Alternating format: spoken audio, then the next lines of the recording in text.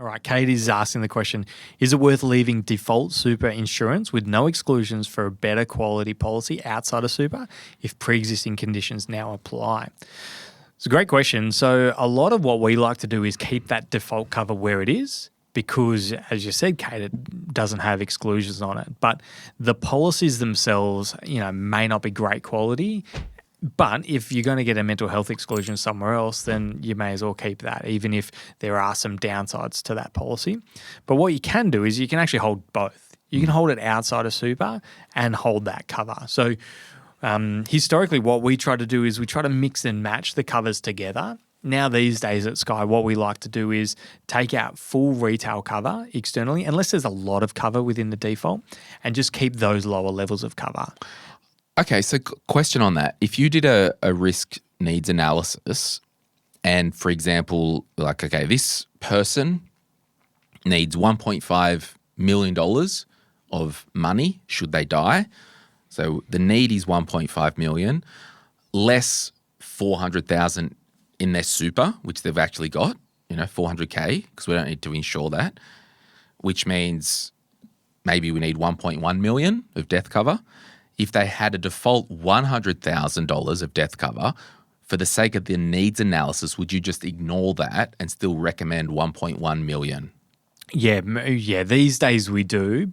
And the reason we do that is because we've seen over time a lot of our clients will move super funds. Right. And so if we're building... Is that more of a business risk liability thing or a bit of both or just... Well, no, because, our clients are moving super funds. They want the ability and flexibility to move super funds. And so what we've done is we've said that $1 million within the default cover is going to reduce as well over time. And we can touch on those taper downs.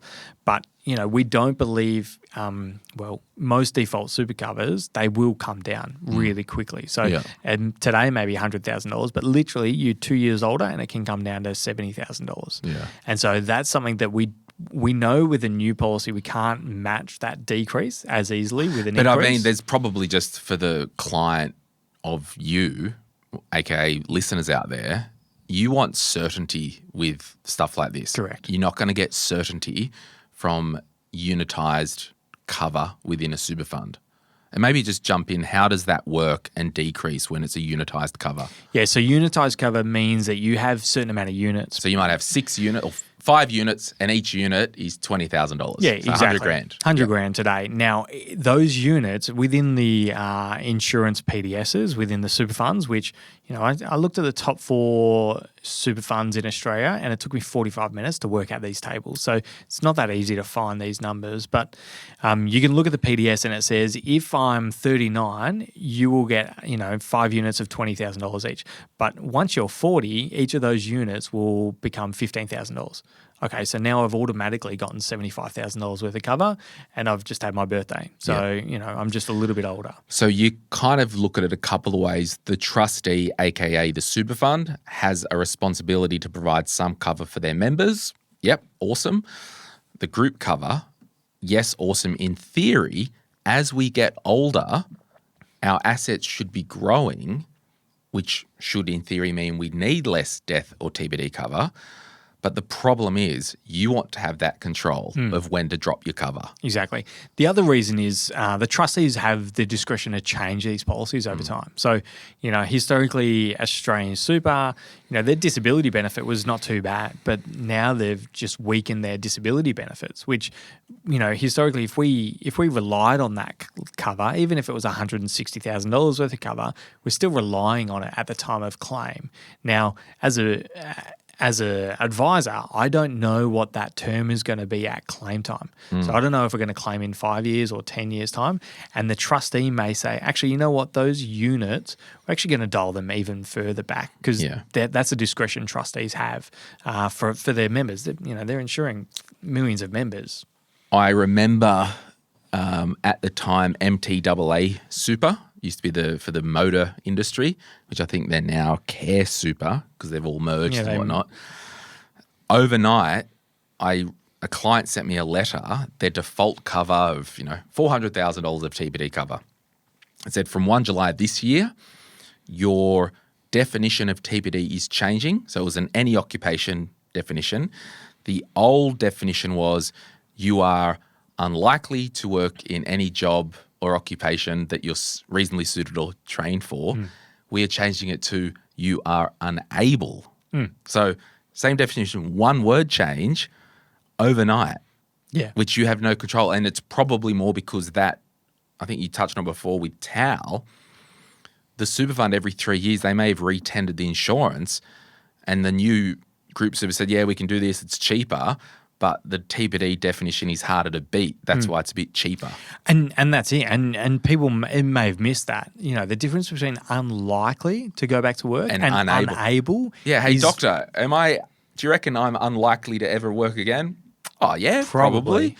Oh, doctor, am I unable to ever work again? Oh, I'm not going out on that limb. Maybe in 5 years or 10 years' time, we'll be able to make that assessment and sign off on it. So that's the reason we've made a decision we don't disregard the default cover. It is really important, and we think it's important for people to understand and know that they've got.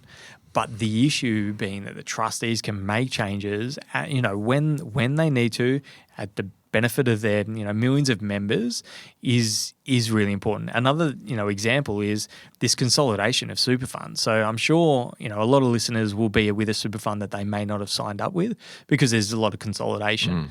Another example is Sun Super and ART. ART merged with Sun Super. Q Super merged with Sun Super and became ART. That's right. And so those two different super funds had different insurance policies and they had to pick one. And so they picked, the old Sun Super one, and the TPD is based on what's called TPD Assist. So they won't pay you a lump sum payment. They'll pay you over 6 years. They'll pay you, which may not suit certain members. You may be planning a lump sum payment. So that's why, at Sky, what we've done is, yes, we think it's super important to keep, but we actually want to double up to create the certainty that you will have, what you need to at claim time. Is it still true that any retail policy an advisor sets up for a client, the contract basically says that the insurance company can't make it worse off than what it is, like that guaranteed renewable? Yeah, exactly. Is that the term? Yeah, guaranteed renewable. So it means that the contract you sign up for, on the terms and conditions you sign up for, as long as you keep paying your premiums, it'll never change on you. Yeah, and they'll never cancel it if you keep paying your premiums unless they pay a claim or they find out there's some fraud, basically. Exactly. Yeah. So it means that you've just got more certainty at claim time, which is super important. Yeah, because you're buying the chance of a claim with any insurance policy. Yeah, exactly. Hey, it's Glen here. Thank you so much for watching today's video. You made it to the end. Can I ask a favor? Can you hit that like button and maybe hit subscribe if you want to get notified when we release further videos just like this one, whether you watch the Money, Money, Money podcast or Retire Right. And remember, if you want to learn more about investing, I've got an investing book, The Quick Start Guide to Investing, and there's a link in the description to get your hands on a copy. Thank you so much. Bye.